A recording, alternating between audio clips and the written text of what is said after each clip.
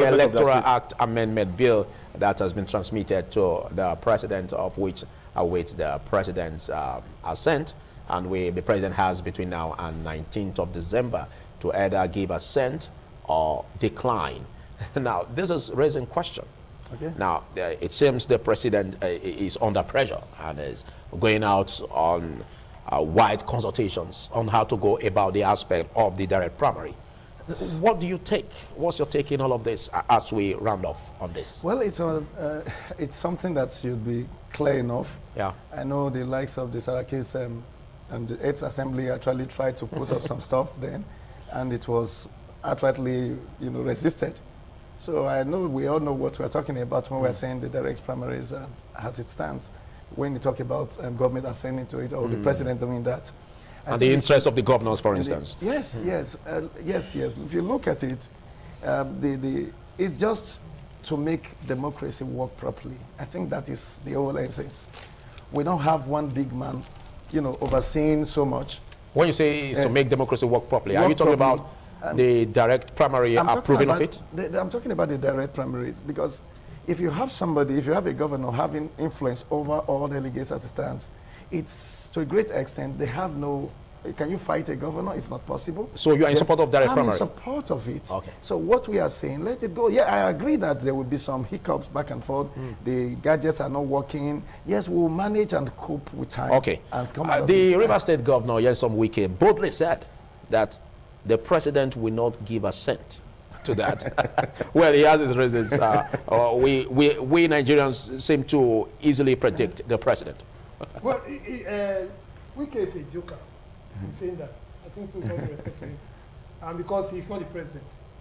He can't speak for the President. He doesn't even speak for the President, so he can't speak for him. But what if the President refuses giving assent? That will now confirm what he said. I think that Wike is speaking from his own enlightened self-interest. He doesn't want the President to sign it. He doesn't want, because the governors are at loggerheads. Now, or he's seen the body language of the President. That's why he's acting that way. He doesn't even see his own body language. The point is this. The electoral amendment, yes, the debates actually have been about direct and indirect primaries. That, people think that it is for the people. In my personal opinion, it is a fight between the governor and other political actors within states. Okay, so the people seem not to benefit from this fight. No, I'm saying that the governors have the political structures of their state in their firm grip across board, whether it's APC, PDP, or even the ABGA in Anambra. They have the political structure of the parties within their firm grip, that one. And so indirect primaries takes it away from that individual. Yes. But beyond even the direct primaries or indirect primaries, there's the issue of, for me, which is more critical, is the electronic, the regulation of electronic interventions. Okay. For example, the smart card reader is not known to our electoral act. This is the first time it is now going to be part of that. Okay. In the case in 2015 election, the governors of Rivers, of Abia, of Taraba, and one other states lost at the tribunal and court of appeal. Okay. It was only the Supreme Court that reinstated them. The current governors, Dara Ishaku, Ikpeazu, Wike, and a fourth governor, it was the Supreme Court that reinstated them on the ground that the issue, because there was the issue of voting, the accredited voters going by the smart card reader, was the actual voter turnout was much more, significantly more in all these states than the accredited voters. And the governors argued that the smart card readers, successfully now, is not known to law. This is the first time you're not putting it in law. That's the And the third thing is the issue of, whether, because the electoral act is not saying that INEC should have decide on its own whether or not it wants to transmit. It wants to allow for electronic voting and electronic transmission of results. So all of this may suffer if the president refuses to give assent just because of the direct primary that is agitated over. Which is what I have made off camera, that the National Assembly should have broken this act, act into parts, the industrial bill. So that others won't suffer. Yeah, so that if a president rejects, if the president chooses to reject the issue of direct primaries, the issue, the technological aspects of which is what will keep our election forward. All right. Will not suffer. Thank you, Ibrahim. Well, as we wrap up, what do you make of this, Neville? We seem to be at the crossroad, and the president, we are waiting for him to give assent or decline. The problem that we are having in our political system today It's not a problem of the president or the governor. It's a problem of the structure and the formation of the political parties in Nigeria. You saw what happened in the United States when even members of the Republican Party rose against Donald Trump. They spoke vehemently against him, even though some supported him. Now, it is in Nigeria that a party, A, for example, PDP, will throw up a candidate. I don't know how they throw up the candidate, whether direct primaries, whether indirect, whether a position. They throw up a candidate who will now go and compete with a candidate of APC.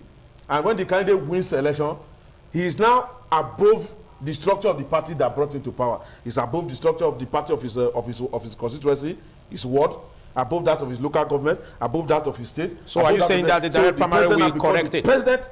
The president and commander-in-chief of Nigeria and the leader of the party. So the same thing with governors. So this direct primary should correct it. Is that what you're saying? Unless leaders that are elected from political parties, then who are now elected to represent the state, the country, and so on. Unless they are subservient, they are made to dance to the whims and caprices of the structures of their party. Okay. This problem of the big question, direct or indirect primaries will continue to rear its ugly head. Okay. Why? Because a man who is a governor, as rightly observed, a man who is a governor will want to remain relevant, so that even if he is leaving office as governor, he can go to House of, he can go to Senate, or he can be an ambassador, or he can just become a godfather.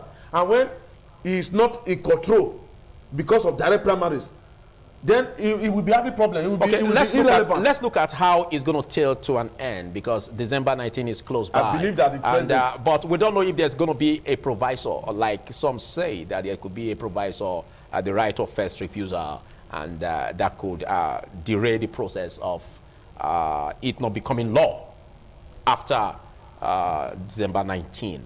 We seem to be scared of that, Ibrahim. Well, I think for me, there are three ways it can play out. One, the president can sign and it becomes a law. Two, he can veto, reject it, and it goes back to the National Assembly either for amendment, or the third thing, for them to override the president. Okay, what do you make of that? Wait, let me finish.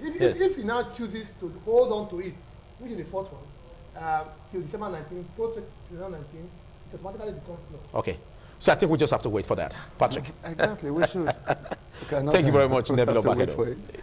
Your last words. My last word is that I appeal to the President and Commander-in-Chief, President Muhammadu Buhari, to sign the electoral amendment bill that is before him to law in the interest of intra-party democracy, where card-carrying members of political parties can determine who becomes their candidate before they go and compete with another party in any general election. That's big thanks, guests, for taking our time to be part of this. And we'll call it a wrap on the conversation, but it's still this morning on ITV. Don't you go away.